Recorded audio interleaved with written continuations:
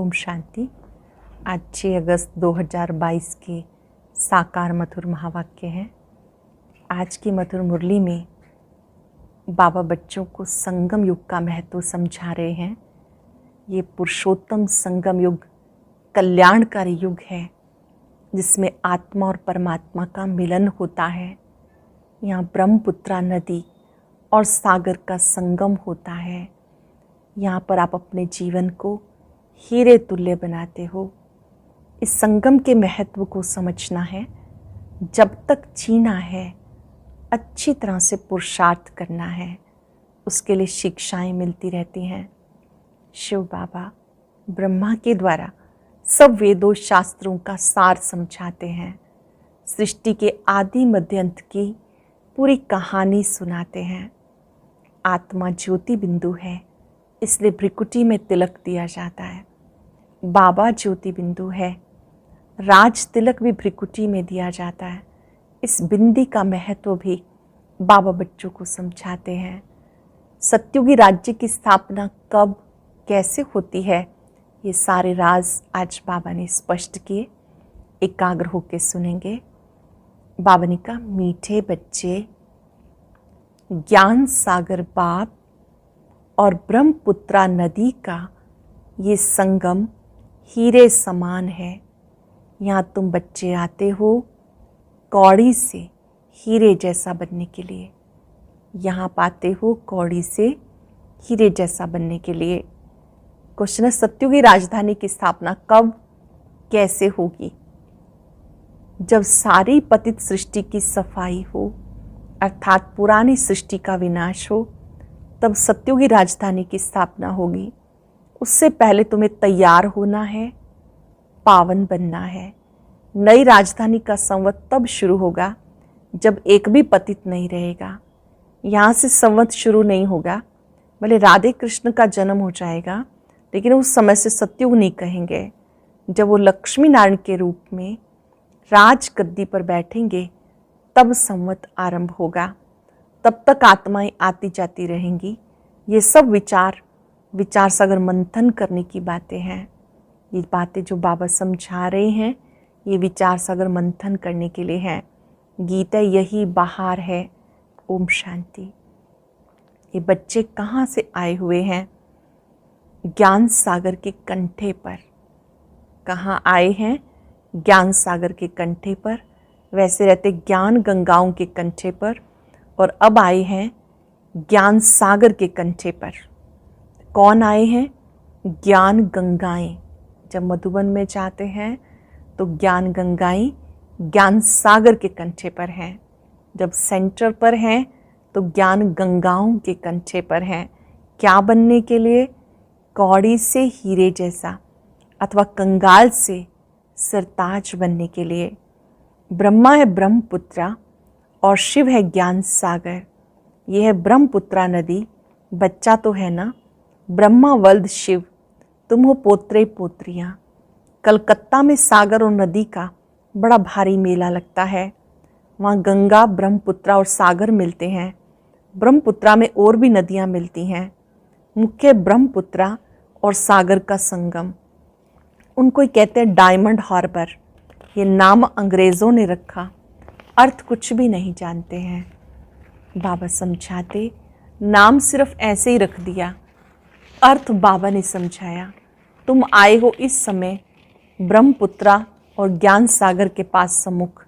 वहाँ भी सागर के सम्मुख जाते हो हीरा बनने के लिए, परंतु हीरों के बदले पत्थर बन जाते। वह भक्ति मार्ग। ये संगम है आत्मा और परमात्मा का, दोनों इकट्ठे हैं। वह जड़, ये चैतन्य। ये तो कहीं भी जा सकते हैं। तो बच्चों को हमेशा समझना चाहिए कि ब्रह्मपुत्रा और सागर दोनों इकट्ठे हैं चैतन्य में। ब्रह्मा बाबा और शिव बाबा दोनों इकट्ठे हैं। ये जैसे कि हीरे बनने का संगम युग हो गया। तुम हीरे जैसा बनो। ये ब्रह्मपुत्रा और एडॉप्टेड ज्ञान गंगाएं। ये नदियाँ तो अनगिनत हैं। उन नदियाँ का सबको मालूम है कि भारत में इतनी नदियाँ हैं। ये तो अनगिनत हैं। इन ज्ञान नदियों का अंत नहीं पाया जा सकता। सागर से नदियाँ इस समय निकलती हैं। पहले ब्रह्मपुत्रा निकलती, फिर उनमें छोटी छोटी नदियाँ निकलती। तुम जानते हो नंबरवार पुरुषार्थ अनुसार, कोई बड़े हैं कोई छोटे हैं, ये सब मनुष्यों को हीरे जैसा बनाते। ऐसे भी नहीं कहेंगे कि सूर्यवंशी महाराजा महारानी बनते, नहीं, यथा राजा रानी तथा प्रजा, तुम सबका जीवन हीरे जैसा बनाते हो। जो स्वर्ग के लिए थोड़ा भी पुरुषार्थ करते हैं वो हीरे जैसा बनते हैं। ये ब्रह्मपुत्रा नदी और सागर दोनों इकट्ठे रहते। तुम बच्चे जब आते हो तो अंदर में जानते हो हम जाते हैं बाप दादा के पास, बाप ज्ञान का सागर है। फिर प्रवेश करते हैं इस ब्रह्मपुत्रा में अर्थात ब्रह्मा में, इन द्वारा में हीरे जैसा बनाते। अब जो जितना पुरुषार्थ कर श्रीमत पे चले, ये भी जानते हो जब तक जीना है वहाँ तक पुरुषार्थ करना है। शिक्षा तो मिलती रहती है, इम्तिहान की रिज़ल्ट विनाश के समय निकलती है। एक तरफ रिज़ल्ट निकलेगी, दूसरी तरफ विनाश शुरू होगा, फिर तो हाहाकार हो जाता, बात मत पूछो। इसलिए विनाश होने से पहले, लड़ाई होने से पहले तैयार होना है। समझना चाहिए बाकी और क्या समय होगा। और ये भी जानते हो जब हमारी राजधानी स्थापन होती है तो सारी सफाई भी होनी है।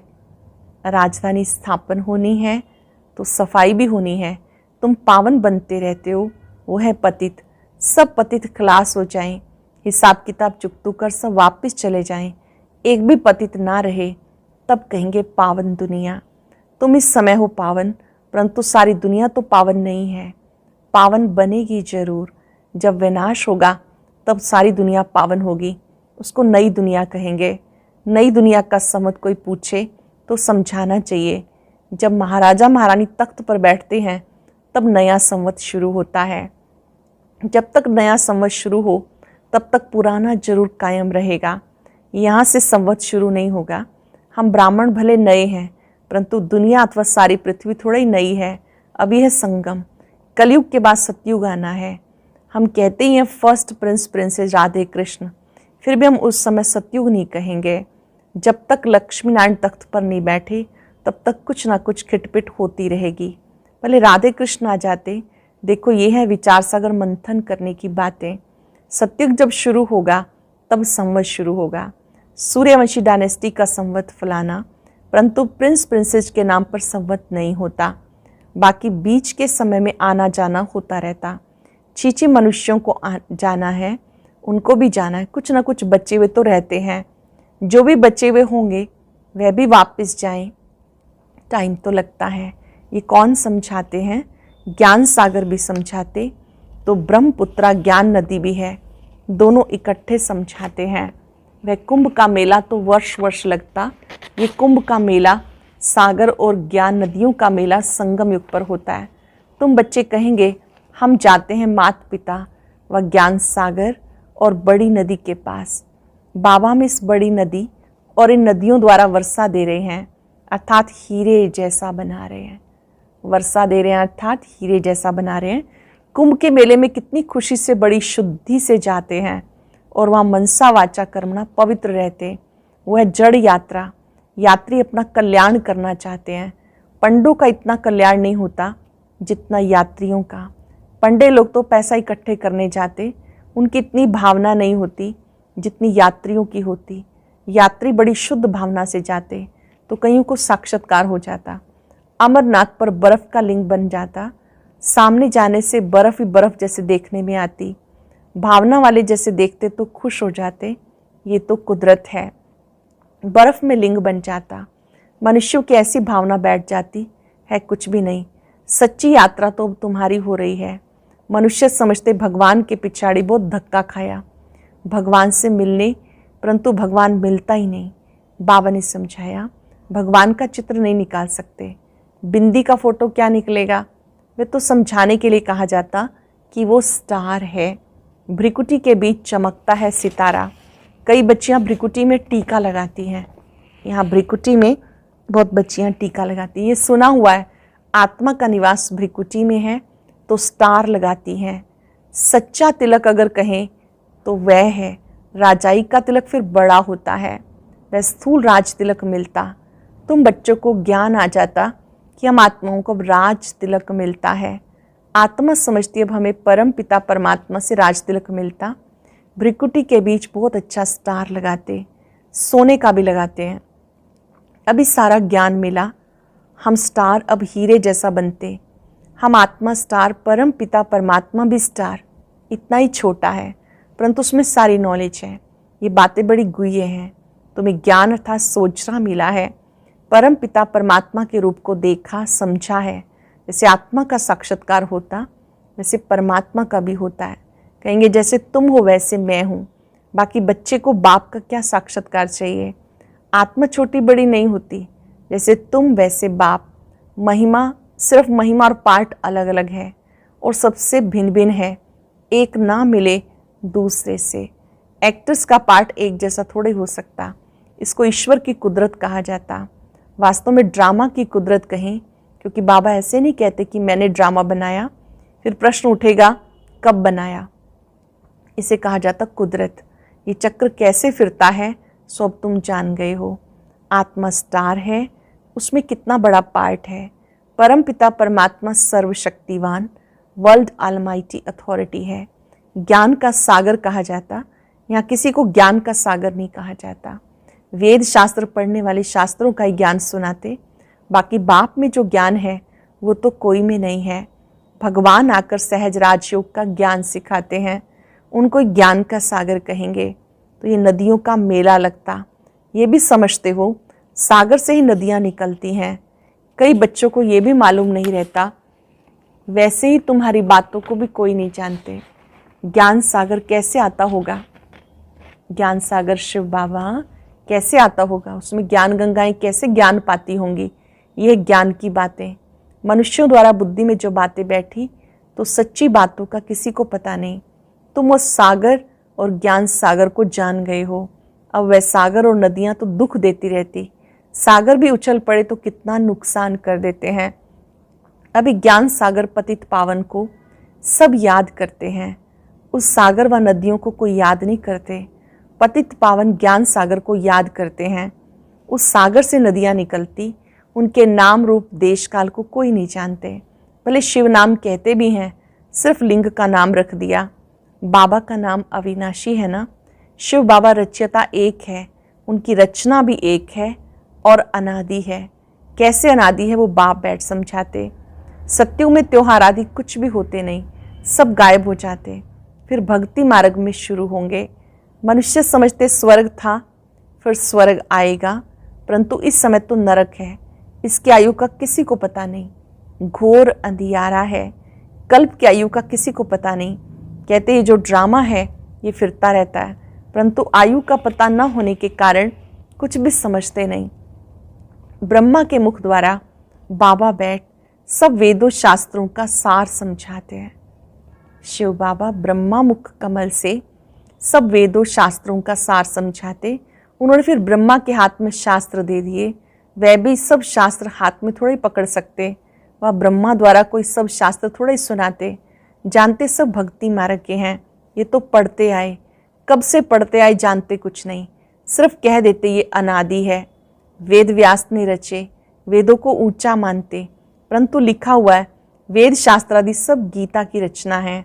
तुम बच्चे जानते हो ये वेद शास्त्र आदि वही फिर बनेंगे, फिर वह नाम रखेंगे। अब तुम जानते हो हम फिर से पूज्य बन रहे हैं, फिर पुजारी बनेंगे तो मंदिर आदि बनाएंगे। राजा रानी मंदिर बनाएंगे तो प्रजा भी बनाएगी। भक्ति मार्ग शुरू होने से फिर सब मंदिर बनाने लगते, घर घर में भी बनाएंगे। लक्ष्मी नारायण की राजधानी में तो राधे कृष्ण का मंदिर बन नहीं सकता। मंदिर तो भक्ति मार्ग में बनते। जैसे जैसे गिरते जाते मंदिर बनाते जाते। सूर्यवंशी चंद्रवंशियों की जो प्रॉपर्टी है वह वैश्यवंशी शूद्रवंशी भोगते हैं। नहीं तो वो राजाई कहाँ से आई। प्रॉपर्टी चलती आती। बड़ी बड़ी जो प्रॉपर्टी है वह छोटी छोटी होते, आखिर कुछ भी नहीं रहता। आपस में बांटते जाते। तो बच्चों को अब समझ में आ गया कैसे हम पूज्य बनते हैं, कितना समय बनते हैं, फिर कैसे पुजारी बनते हैं। अब समझ गए ना कि परम पिता परमात्मा का नाम रूप देश काल और उनका पार्ट क्या है। भक्ति मार्ग में भक्तों की शुद्ध भावना बाप ही पूरी करते हैं। अशुद्ध भावना रावण पूरी करते हैं। अब तुम्हें ज्ञान सागर से सारा ज्ञान बुद्धि में बिठाया। ज्ञान सागर ने सारा ज्ञान बुद्धि में बिठाया। सब तो नहीं समझेंगे, जो कल्प पहले वाले हैं वही निकलते रहेंगे। अच्छा, मीठे मीठे सिक्के लदे बच्चों प्रति माता पिता बाप दादा का याद प्यार, गुड मॉर्निंग। रूहानी बाप की रूहानी बच्चों को नमस्ते। रूहानी बच्चों की रूहानी बाप दादा को नमस्ते, गुड मॉर्निंग। शुक्रिया बाबा, शुक्रिया। धारणा के लिए सार।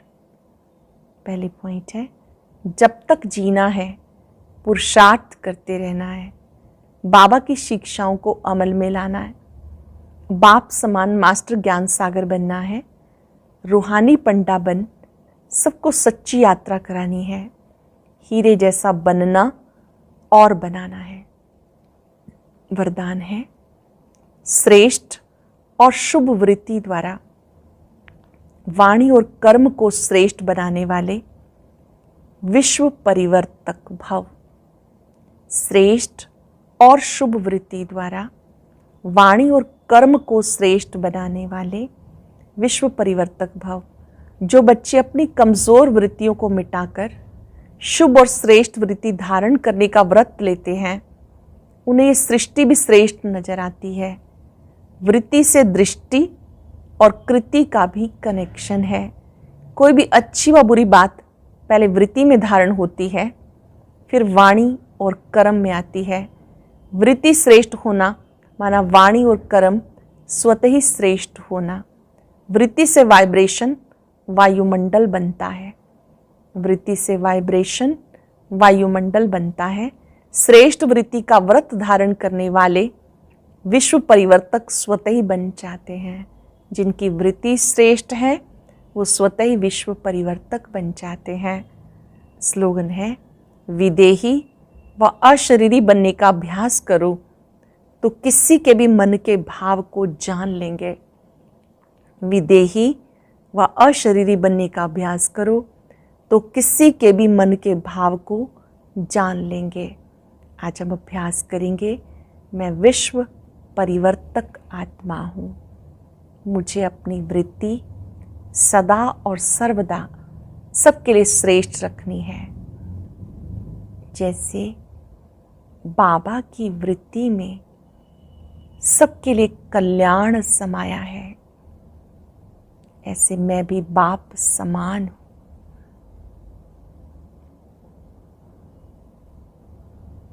हर एक आत्मा को शुद्ध वृत्ति से शुद्ध वाइब्रेशन देने वाली हूँ।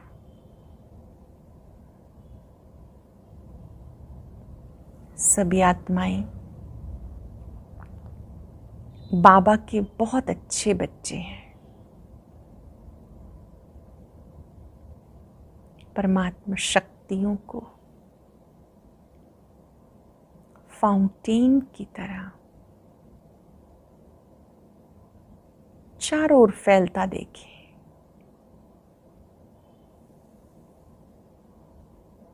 मैं स्वपरिवर्तक सो विश्व परिवर्तक आत्मा हूं।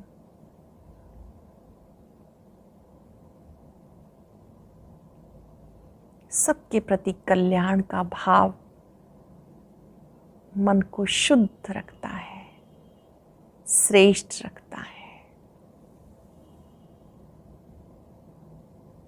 शुक्रिया बाबा, शुक्रिया। और अब सुनते हैं आज का अव्यक्त ज्ञान मोती।